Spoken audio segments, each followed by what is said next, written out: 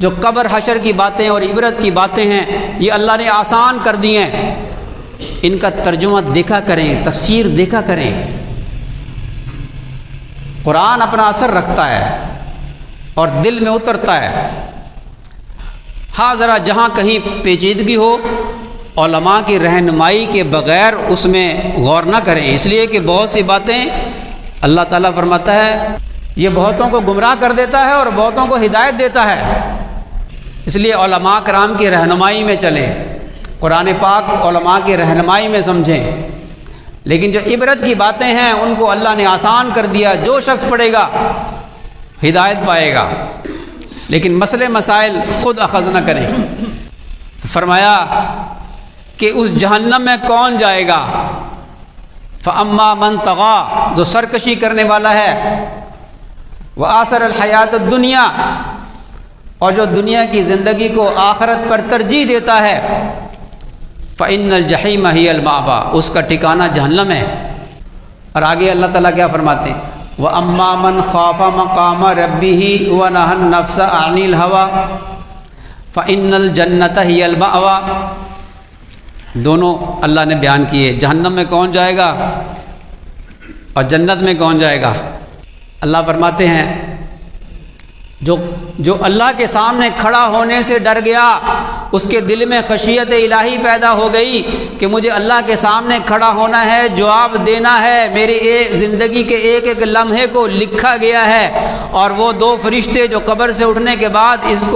اس کو دھکیل کر لے جا رہے ہوں گے، بھگا کر لے جا رہے ہوں گے میدان حشر کی طرف، ان میں سے ایک کے ہاتھ میں وہ فائل ہوگی جس میں اس کی پوری زندگی کے اعمال لکھے ہوئے ہوں گے، ذرہ ذرے کے برابر جو اس نے نیکی لکھی ہوگی اس کو قیامت کے دن دیکھ لے گا، اور ذرے کے برابر کوئی گناہ کیا ہوگا وہ اپنی اس فائل میں دیکھ لے گا۔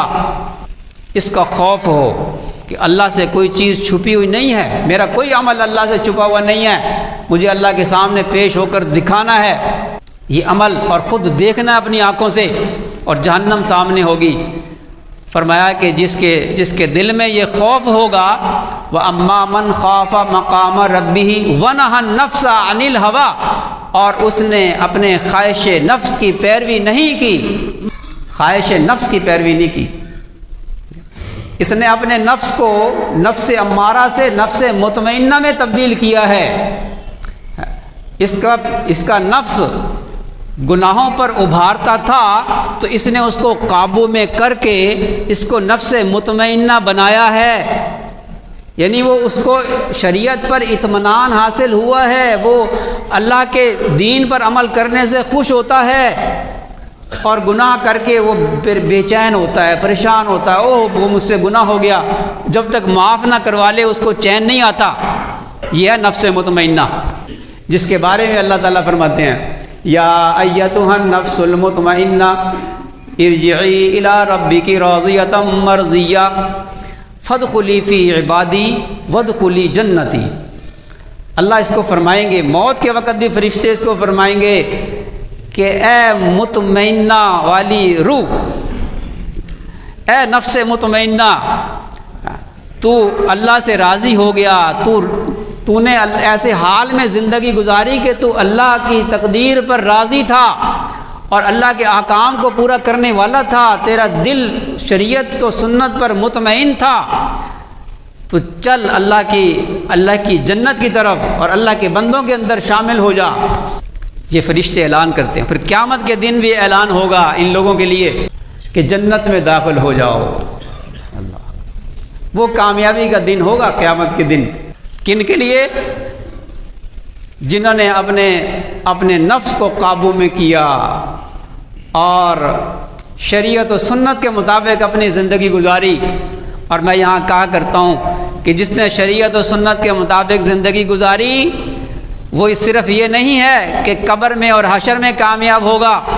وہ اس دنیا میں بھی کامیاب ہوتا ہے۔ اللہ تعالیٰ شانہ اس کو دل کا سکون اور اطمینان نصیب فرماتا ہے، اور جو گناہوں میں مبتلا رہتا ہے اس کو اس دنیا میں بھی چین اور سکون نہیں ملتا۔ جس بندے کے دل میں بے چینی رہتی ہو، پریشان رہتا ہو، وہ سمجھ لے کہ اس سے کوئی ایسا گناہ ہوتا ہے جس سے وہ توبہ نہیں کرنا چاہتا، وہ توبہ نہیں کر رہا۔ اس لیے بزرگ فرماتے ہیں کہ سب سے پہلا علاج، بزرگ کیا فرماتے ہیں، اللہ قرآن میں فرماتا ہے کہ جب انسان کے اوپر کسی بھی قسم کی پریشانی آئے تو سب سے پہلا علاج یہ ہے کہ انسان استغفار کرنا شروع کر دے، توبہ استغفار سب سے پہلے۔